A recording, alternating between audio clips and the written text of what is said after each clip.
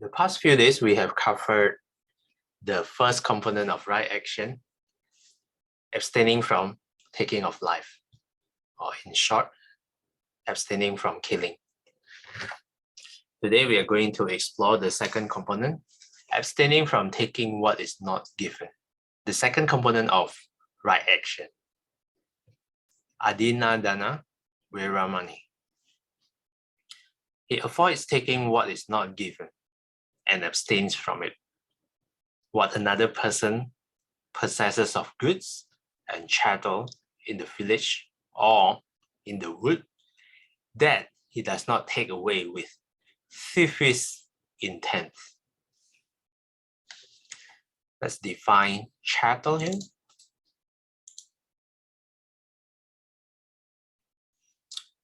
In general use, a personal possession. In the definition of law, an item of property other than freehold land, including tangible goods, chattels personal, and leasehold interest, chattels real. So here the point is the possession of others in the village or in the wood. Goods and chattel in the village or in the wood, that he does not take away with thievish intent, with the intent to steal. Yeah, thievish intent, thief. Next paragraph. Sister Chai Kwan, would you like to read?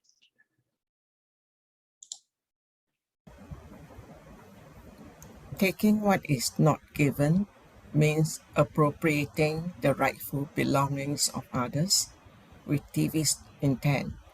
If one takes something that has no owner, such as unclaimed stones, wood, or even gems extracted from the earth, the act does not count as a violation, even though these objects have not been given, but also implied as a transgression, though not expressly stated, is withholding from others what should rightfully be given to them. Thanks, Chai Kwan. Okay, maybe let's define thievish here. Thievish. Thief is relating to or given to stealing.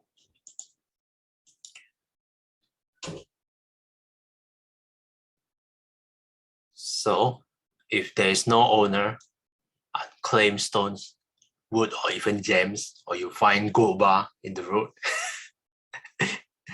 gold bar probably has owner. But if you go to dig in the forest, it usually does not count as violation. Now the last line is interesting. Also implied as a transgression, but not expressly stated, is withholding from others what should rightfully be given to them. Can you think of an example of this?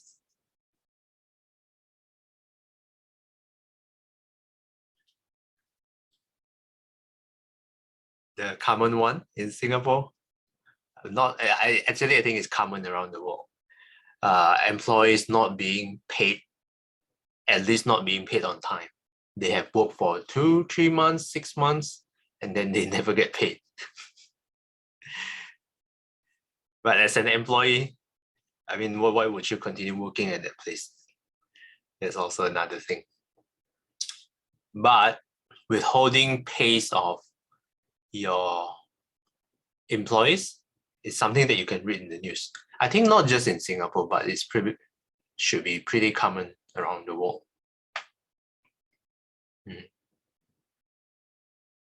Any other example? It's probably when you lend money to your friends, but then after some time has passed, you never heard from him anymore. It's completely gone. Yeah, that could be another example.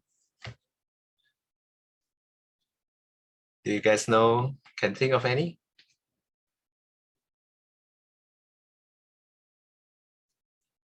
Okay, if not, then we can read the next paragraph.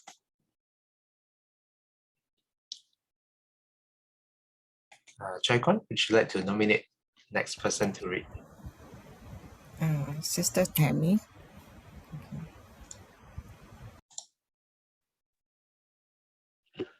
Commentaries mention a number of ways in which taking what is not given can be committed. Some of the most common may be enumerated: stealing, taking the belongings of others secretly, as in housebreaking, pickpocketing, etc.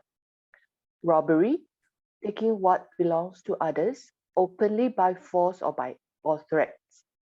Snatching, suddenly pulling away another's possession before he has time to resist. Fraudulent, gaining possession of another's belongings by falsely claiming them as one's own. Deceitfulness, using false weight and measures to cheat customers. Thanks, Tammy. Thanks. So these are some of the ways that can also be considered transgression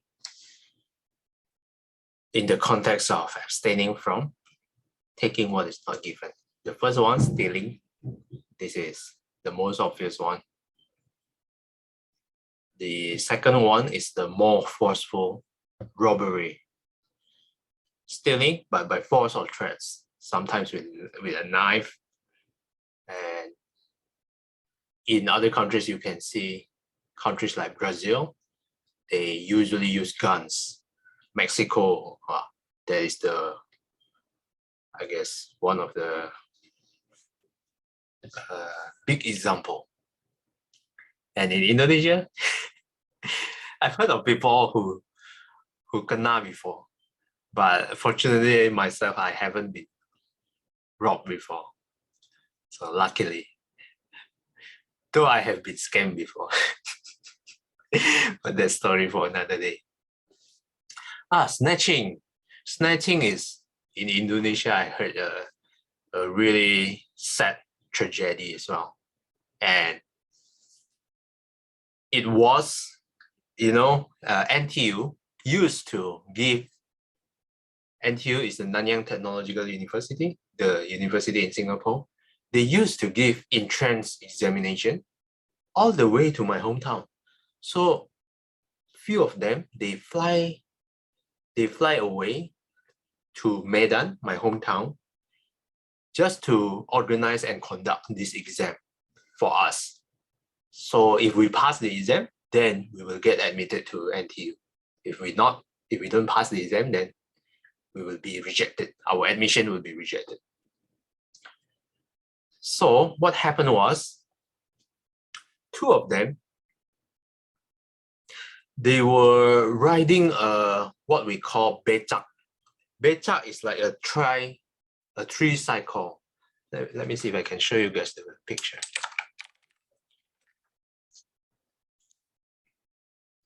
Something like this. This one is good.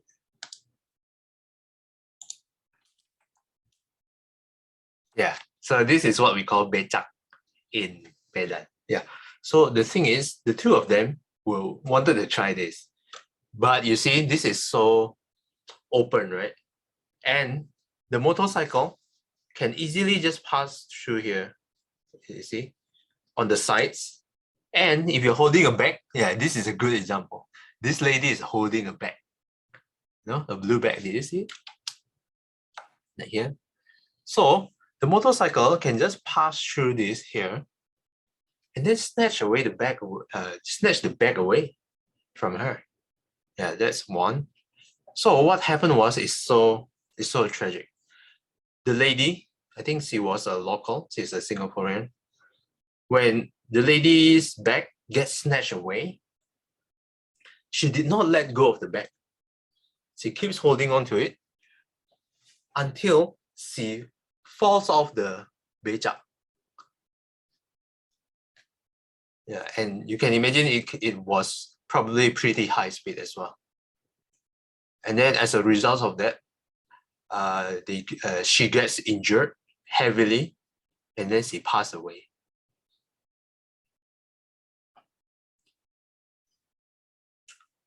And after that year, they do not come to our hometown to conduct exams anymore. If you want to take the exams, you should fly to Singapore and then you can take your exam. So this is one tragedy that I personally have heard from snatching, robbery and snatching. It's actually more of a snatching. The fourth one is fraudulence, gaining possession of another's belongings by falsely claiming them as one's own. This one is more common to claim as someone that you are not. For example, I watched a show called Suits. Any of you heard of it? So this guy doesn't have a law degree, but he pretends to be a lawyer. Yeah. So we can call him a fraud. The last one, deceitfulness, is probably more common in the Buddha's times, because when you sell something, you have to weigh it. For example, let's say 1 kilogram of onions, maybe. And then they need to balance it in the scale with a 1 kilogram on one side and the onion on the other side. Then when the scale starts to balance, then that is where people thought it's 1 kilogram.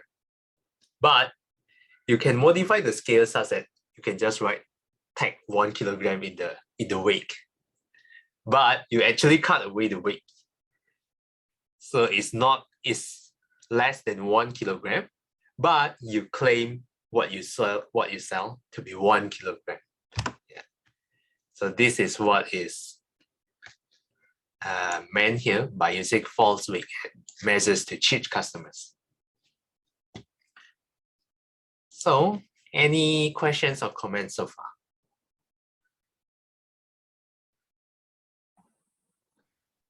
I think in today's context, under maybe fraudulence, that would include intellectual property.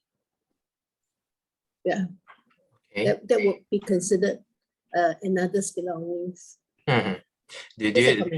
Do you have a specific example? No, intellectual property, well, could be in a simple form as you work in an office, it's somebody's ideas, but you act faster, you took it, don't give credit. That's as basic as it can get. Yes. I think one example I can think of is, let's say, YouTube videos. People has created a lot of original videos, and some people download that video, upload to their own YouTube channel, and claim it as their own. That's one. Secondly, Instagram account. You know, those celebrities, when they get too famous, a lot of people download their photos, create a new account, and use their photos in their accounts, as though that account is themselves. But even though the photos are taken from celebrities. What Shaw may mention is stealing of ideas. Yeah, this can be quite tricky, stealing of ideas. Because can ideas really be stolen? I mean, if you think of a chair and I think of a chair, did I steal your idea of a chair? Yeah, I mean, this is tricky. And the law of IP, intellectual property, I think is still developing. But thanks, Romay, for the comments. How about others? Okay. No, actually, in the academic world, it happens very, very often, right? What we call plagiarism. So even among students, they quote something from an author of a book, an article, for example, but never state that it is from this author or that author. They claim that it is their own word, their own idea. That is called plagiarism. And that is a kind of, I don't know whether it is, probably fraudulence. Yes, I think so too. That's a good example. And I am ashamed to admit I did that as a student as well. much when I was younger, around teenage, primary time and secondary time. Yeah, and right now when I look back, I thought it was not nice to do, to cite someone's work, but claiming it as my own. That's a good point. That's a good point. Thanks, Lin Tai, for pointing out my flaw.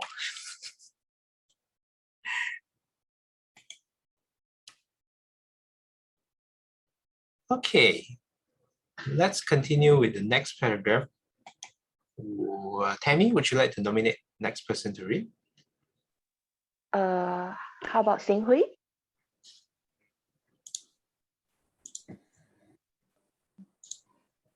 The degree of moral weight that attaches to the action is determined by three factors: the value of the object taken, the qualities of the victim of the theft, and the subject state of the thief.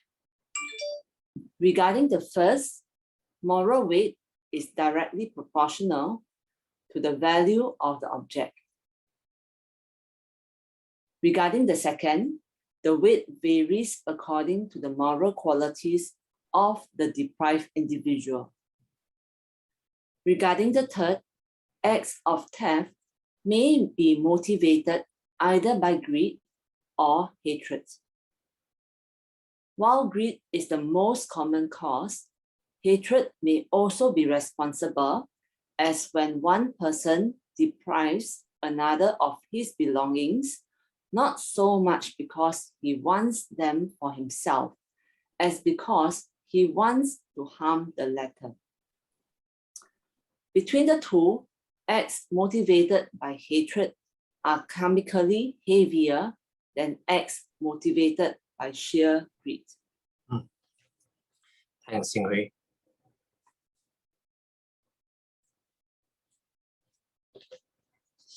The first factor, the degree of moral weight, the value of the object taken.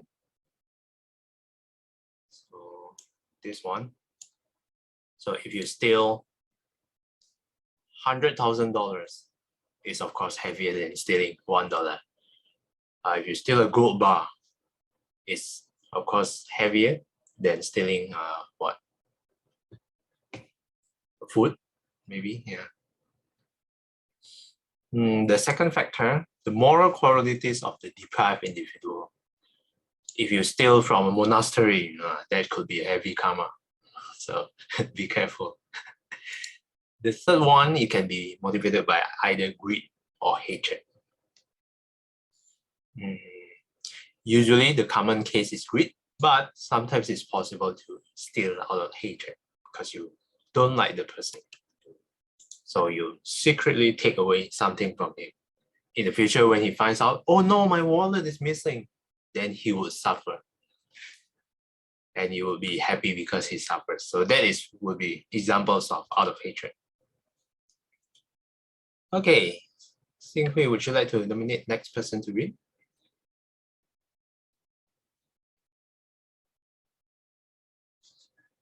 But you're muted. Okay, we have Sister Saikyam.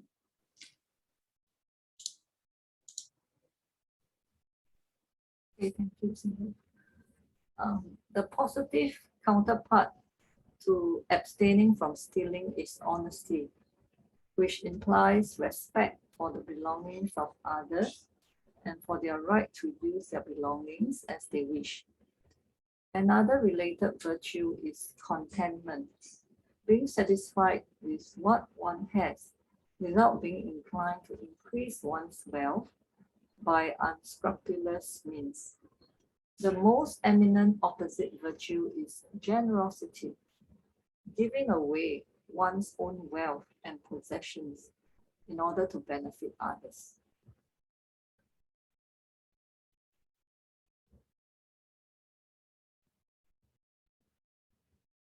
Marcel, you're muted. Yes, thanks again.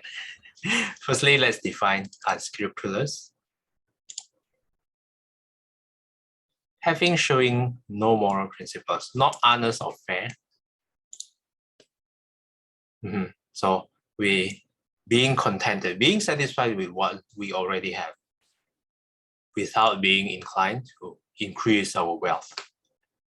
The last one, most eminent, the most important opposite feature. Most obvious, the most clear is generosity, dana. Yeah. This also reflects in Saikyang, doing food distribution every Monday, is it? So Just acting as the driver. acting as a driver, so volunteer yourself is even, you know, Volunteering my time. yeah, for sure. So you are generous with your time. So this is one quality that we can see in Saikyang. So the first counterpart is honesty. Second one is contentment. The third one is generosity. If you wish to counter the, if we have inclination to steal and you wish to counter it, you can consider these three qualities. So any comments or questions before we wrap up for this morning?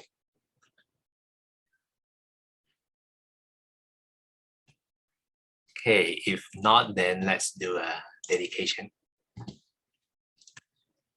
愿消三障诸烦恼，愿得智慧真明了。